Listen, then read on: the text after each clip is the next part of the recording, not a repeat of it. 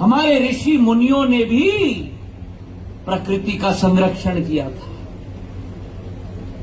सारे ग्रंथों के केंद्र में अगर कोई बिंदु आप पाओगे तो वो प्रकृति को आप पाओगे। धरती और नदियों को हमने मां का दर्जा दिया है। अगर विश्व में कोई देश है जिसने धरती और मां और नदियों को मां का दर्जा दिया है तो केवल भारत माता की धरती है मेरे भाइयों। कि ये वृक्षारोपण का कार्यक्रम है, धरती मां के पूजन करने का कार्यक्रम है, तब मुझ जैसे जनसेवक के मस्तिष्क में नहीं लेकिन दिल में विडंबना आ गई। एक तरफ मेरा धर्म, जो जिम्मेदारी प्रधानमंत्री जी ने मुझे दी, और दूसरी तरफ ऐसे कार्यक्रम के लिए एक न्योता जो क्षेत्र तक सीमित नहीं है, विधानसभा तक सीमित नहीं है, प्रदेश तक सीमित नहीं है, राष्ट्र तक सीमित नहीं है, लेकिन ये विश्व की पृथ्वी की मां की पूजन का कार्यक्रम है मेरे भाइयों और बहनों। मैं किस शब्दों से कैलाश जी को, तुलसी जी को, महापौर जी को धन्यवाद अर्पित करूं कि ऐसा सकारात्मक कार्यक्रम का बागडोर और नेतृत्व मध्य प्रदेश के कैबिनेट मंत्रियों ने अपने हाथ में लिया है। मैं उनको नमन करता हूं और तालियों की गड़गड़ाहट से हम उनका साधुवाद करते हैं। और अभी यहां बैठते बैठते मेरे दिमाग में एक और विचारधारा आई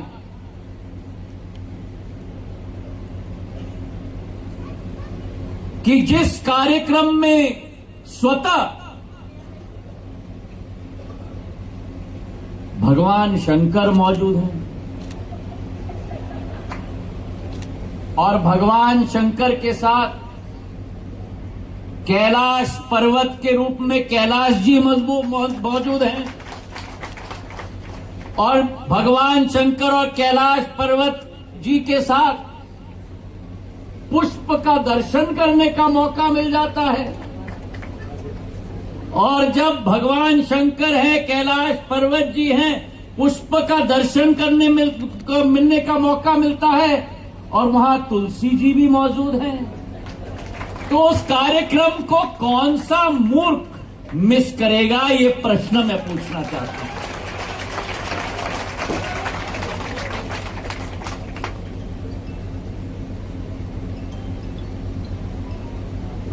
कैलाश जी ने अपने संक्षिप्त भाषण में, अगर आपने ध्यान से सुना होगा, अपने संक्षिप्त भाषण में कैलाश जी ने हमको बहुत कुछ सिखाया है। और ये मेरे भाइयों और बहनों, मेरे माताओं, समय की मांग है और समय की जरूरत है। 21वीं सदी का भारतवर्ष नहीं, 21वीं सदी का विश्व है और जिंदगी बहुत बदल चुकी है। प्रतिस्पर्धा का वातावरण है, आधुनिक दुनिया है। हर व्यक्ति, हर माता, हर नौजवान इस प्रतिस्पर्धा के वातावरण में आगे बढ़ना चाहता है। और आज दुनिया में आगे बढ़ने की परिभाषा क्या है? आगे बढ़ने की परिभाषा है कि आधुनिकता को अपनाओ और अपने विरासत को भूल जाओ। यह परिभाषा विश्व में बन चुकी है। और आज अगर विश्व का संरक्षण हमें करना है और प्रधानमंत्री जी के नेतृत्व में 2000 साल बाद भारत उस पथ पर अग्रसर हो रहा है मेरे भाई और बहन। आज उस पथ पर हम अग्रसर हो रहे हैं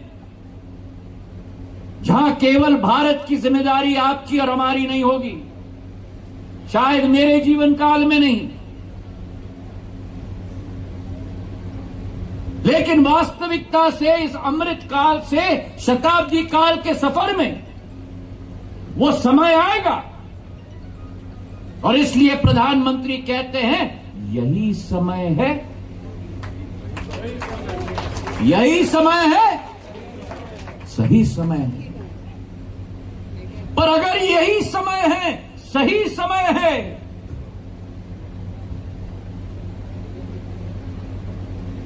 तो हमें अपनी परिवार की विकास की जिम्मेदारी जरूर है, हमें अपने समाज के विकास की जिम्मेदारी जरूर है, हमें अपने क्षेत्र की विकास की जिम्मेदारी जरूर है, हमें अपने प्रदेश की विकास की जिम्मेदारी जरूर है, हमें अपने देश की विकास की जिम्मेदारी जरूर है, पर हमें विश्व के संरक्षण करने की भी जिम्मेदारी है मेरे भाइयों।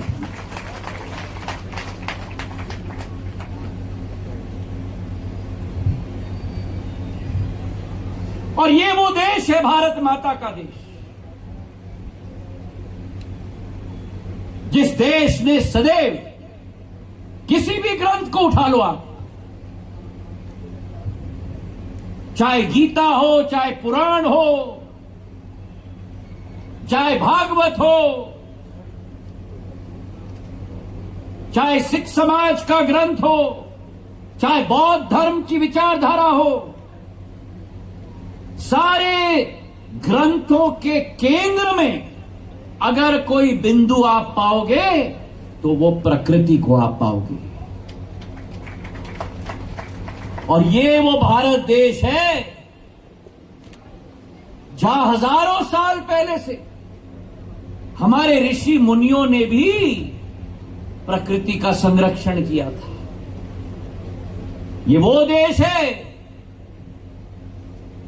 जहां एक एक कोने में प्रकृति को पूजने का कार्य हर भारतवासी ने किया है। चाहे वो पेड़ पौधों की पूजा की बात करो, तुलसी के पेड़ की पूजा हम करते हैं, पेड़ पौधों की पूजे की बात करो, धरती और नदियों को हमने मां का दर्जा दिया है। अगर विश्व में कोई देश है जिसने धरती और मां और नदियों को मां का दर्जा दिया है तो केवल भारत माता की धरती है मेरे भाई और बहन। एक एक नदी से एक एक जो पानी का बूंद होता है ना, वो जीवनदायी बूंद होता है, मनुष्य को जन्म देता है, जन्मदायी है एक एक पानी का बूंद। हमारे प्रमुख पर्वतों में कैलाश पर्वत देवता विराजते थे, हाँ? देवता विराजते थे और वन की रक्षा सदैव सर्वप्रिय रहती थी। और आज 200 वर्षों में मानव जाति ने क्या किया है? अपने विकास के लिए, अपने प्रगति के लिए, अपने स्वार्थ के लिए धरती मां के कोख को उजाड़ने का कार्य किया है, खोदने का कार्य किया है। जितने भी खनिज हैं उसे निकालकर अपने स्वार्थ के लिए इस्तेमाल करने का कार्य किया है। और इसलिए बापू ने कहा था कि there is enough in the world for everyone's need but not enough in the world for everyone's greed. मानव जाति के जरूरतों के लिए दुनिया में काफी है, पर मानव जाति के लोभ के लिए दुनिया में काफी नहीं है मेरे भाइयों बहनों। और इसलिए आज ये महत्वपूर्ण बन जाता है कि यह पीढ़ी, आपकी पीढ़ी, मेरी पीढ़ी, हमारे पूर्वजों ने जितना कार्य अच्छा किया हो, कम किया हो, प्रकृति मां को वापस देने की जिम्मेदारी इस पीढ़ी की बनती है मेरे भाइयों और बहनों। और ये मैं मानता हूं कि हमारी संस्कृति और परंपरा ने लिखा है कि आज जो ये पहल हमने की है, ये जो आज हमने पहल की है, प्रकृति की संरक्षण करने की पहल नहीं की है, ये हमने अपने संस्कारों का निर्वहन किया है मेरे भाइयों। जैसे रोज हम सुबह उठकर मुंह में एक दाना नहीं लेते जब तक भगवान का पूजन न करें, वैसे ही वही भावना, वही श्रद्धा प्रकृति मां के प्रति भी हर मनुष्य को रखना होगा। और कैलाश जी ने सही कहा, ये वही मां है जिसके छाये में हम पनपते हैं, ये वही मां है जिसके बिना पानी नसीब नहीं होगा, ये वही मां है जिसको मनुष्य ने काट काट कर अपने ही पैर पर कुल्हाड़ी मारने का कार्य किया है। क्योंकि अगर पानी का स्रोत आज विश्व में और देश में और क्षेत्र में घट रहा है, वो इसीलिए घट रहा है क्योंकि ग्रीन कवर, प्रकृति की कवर और पेड़ों की कवर आज विश्व में घट रही है मेरे भाइयों और बहनों। जलवायु परिवर्तन की बात इन्होंने की।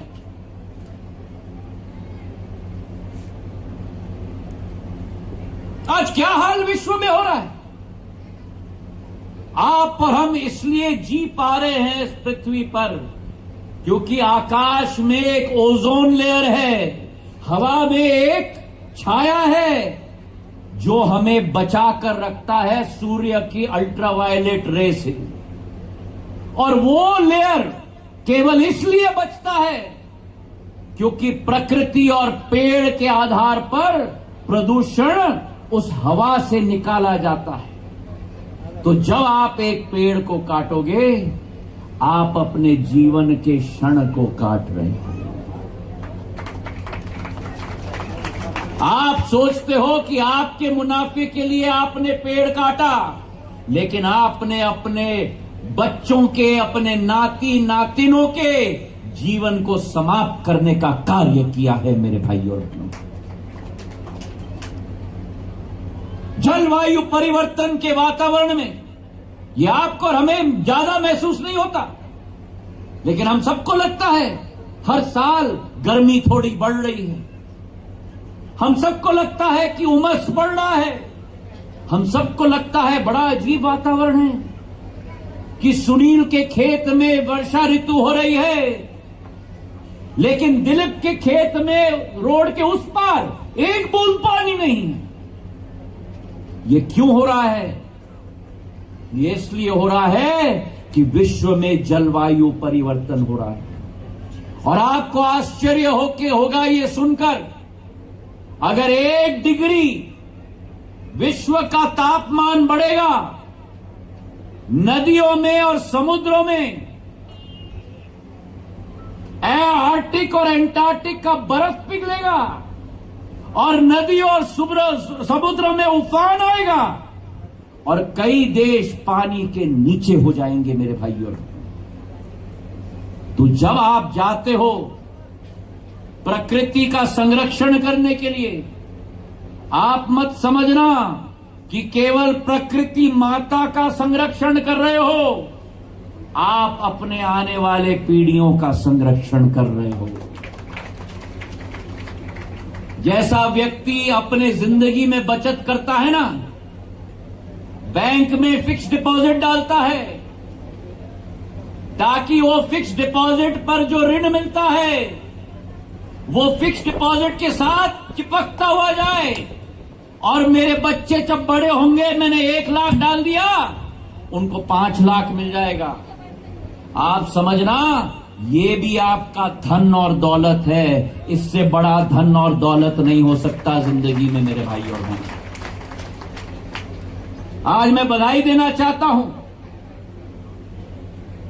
जो प्रधानमंत्री जी की सोच और विचारधारा दी। विश्व पर्यावरण दिवस पर एक संदेश भेज दिया पूरे विश्व को। यह अभियान देश के लिए नहीं है, यह अभियान विश्व के लिए है। विश्व पर्यावरण दिवस में कहा कि एक पेड़ मां के नाम। अगर आप प्रकृति को अपनी मां का स्वरूप नहीं मानते तो कम से कम अपने मां के नाम पर एक पौधारोपण कर लो मेरे भाइयों। मां वो चीज है जो आपको जन्म देती है। मां वो चीज है जो आपको लाड़ प्यार देती है। मां वो चीज है जो आप में मूल्य और सिद्धांत पैदा करती है। माफ करना मेरे भाइयों, आप और हम नहीं करते, मात्र शक्ति हमारे बच्चों में वो मूल्य और सिद्धांत पैदा करती है। और इसलिए इस देश में मां को पूजा जाता है। मां वो मूर्ति है जो संघर्ष की परिभाषा बनती है। आपके मेरे जीवन में कभी भी संकट आए, हम पिता के पास जाएं या ना जाएं, जब मां के पास जाते हैं, वो मां एक खंबे की तरह हमारे साथ खड़ी रहती है मेरे भाई और बहनों। सही करो या गलत करो, मां की ममता वैसे ही रहती है। मां का प्यार असीम होता है। और आज इस दिवस पर जब एक पेड़ मां के नाम का एक अभियान चला है, आज इस मंच से मैं अपनी मां को भी याद करता हूं। 2 माह पूर्व मैं अपनी मां को खो चुका। जो मेरी मां ने मेरी जिंदगी में मुझे सिद्धांत दिए, मुझे लक्षण दिए, सही और गलत में अंतर पहचानने की क्षमता दी,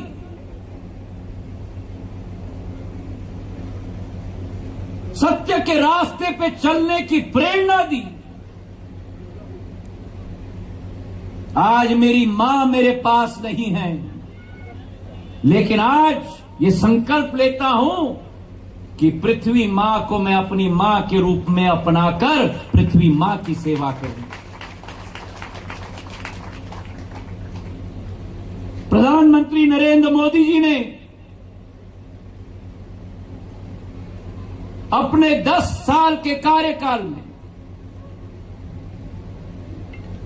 ऐसे मुद्दों को विश्व पटल पर उजागर किया है जिसका कोई राजनीतिक लाभ ना उन्हें ना भारतीय जनता पार्टी को मिले, लेकिन उनकी ये सोच और विचारधारा है कि विश्व पटल पर ऐसे मुद्दे उठाने होंगे जिससे विश्व का कल्याण हो, मानव जाति का कल्याण हो और भारत का वो वैभव जो 2000 साल पुराना था, जहां विश्व पर हम सिद्धांत और मूल्यों के मुद्दे पर सर्वश्रेष्ठ नेतृत्व करते हैं, वो स्थान हमें दोबारा पाना होगा मेरे भाई और बहनों। चाहे अंतर्राष्ट्रीय योग दिवस की हम बात करें, चाहे पर्यावरण की संरक्षण की हम बात करें, चाहे मानव जाति के 2 देशों की युद्ध की हम बात करें, आज प्रधानमंत्री जी के नेतृत्व में भारत एक स्तंभ की तरह विश्व पटल पर एक नक्षत्र की तरह उभर चुका है मेरे भाइयों बहनों। ये भगवान बुद्ध की भूमि है, ये भगवान राम की भूमि है, ये चैतन्य भूमि है, भगवान महावीर की भूमि है, गुरु गोविंद सिंह की भूमि है।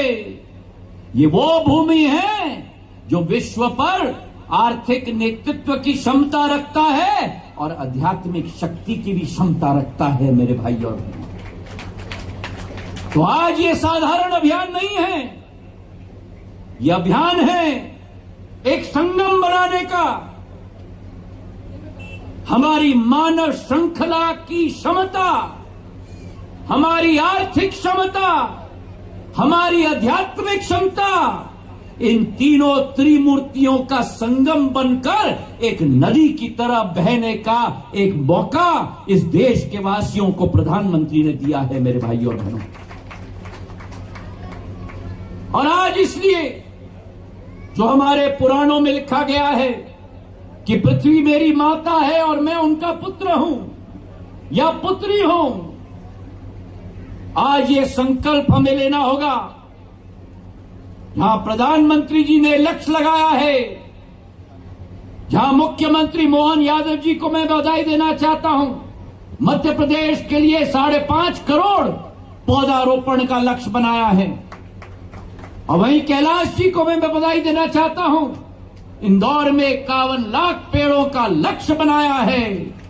और आज मैं धन्यवाद अर्पित करना चाहता हूं मंचासीन सम्मुख नेतृत्व को कि मुझ जैसे एक जनसेवक को आज यह मौका दिया गया।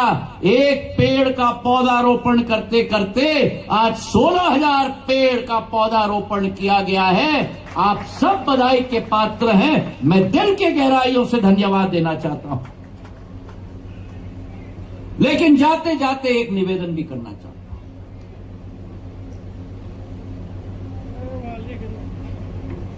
जब आपके घर में एक बच्चा पैदा होता है,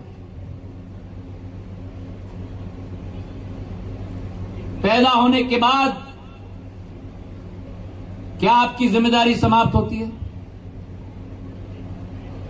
अरे बोलो भाई, समाप्त होती है क्या? क्यों? क्या करना पड़ता है? क्या करना पड़ता है? देखभाल करना पड़ता है। और क्या करना पड़ता है? उठ के बोलिए। अरे आप कब से महिला बन गए? हाँ, पालन पोषण, पालन पोषण सेवा। अम्मा क्या कह रही हो?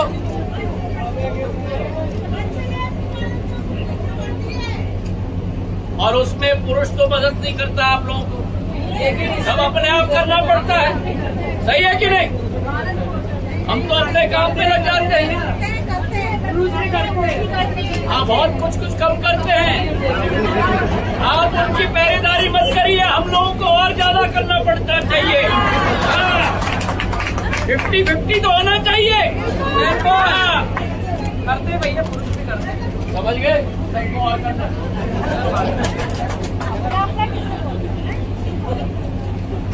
डालते पौधा तो है।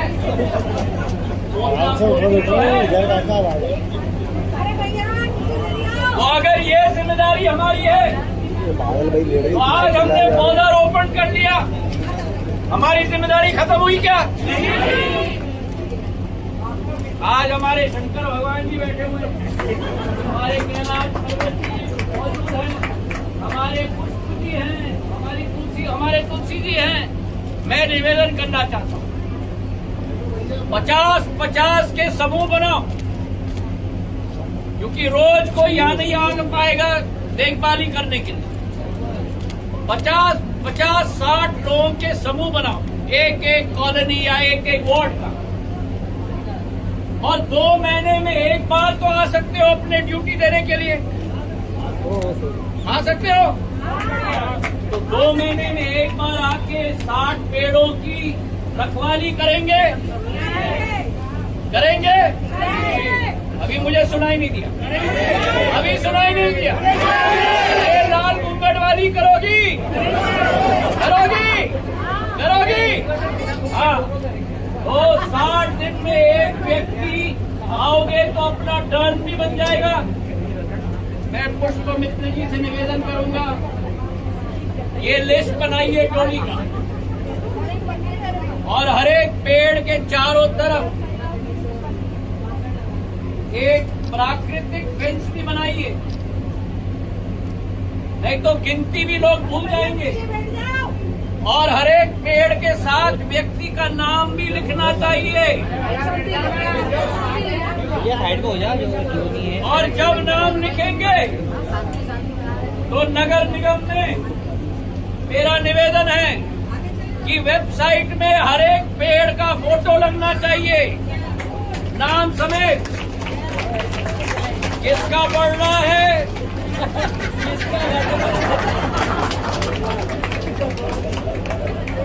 जब फोटो दिखता है वेबसाइट में तभी बुरा लगेगा कि हमने अपने बच्चे का देखभाल नहीं किया।